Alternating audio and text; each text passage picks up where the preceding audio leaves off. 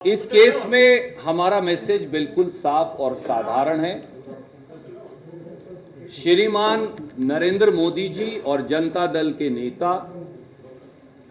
एक मास बलात्कारी को प्रोटेक्शन दे रहे हैं।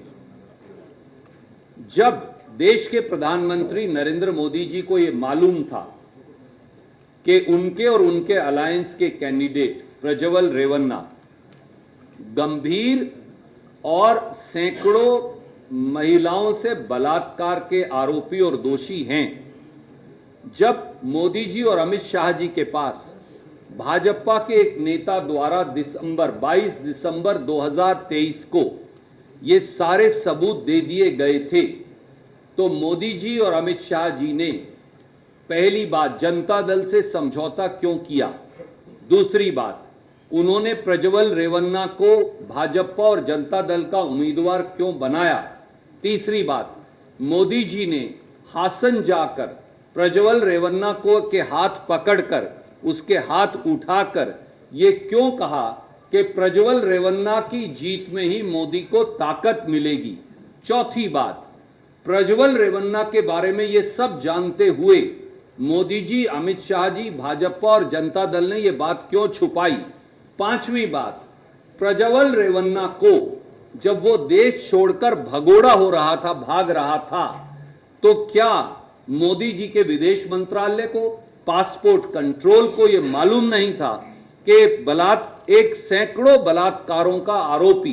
देश छोड़कर भाग रहा है, तो मोदी जी और अमित शाह जी ने उसे देश से बाहर भागने की इजाजत क्यों दी। छठी बात एसआईटी ने सीबीआई को ये लिखा, मोदी सरकार को ये लिखा कि वो कहां पर है भगोड़ा, उसे वापस लाया जाए, आज तक मोदी जी और अमित शाह जवाब क्यों नहीं देते। आठवीं बात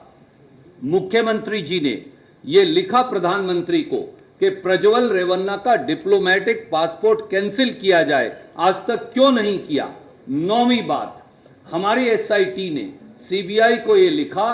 कि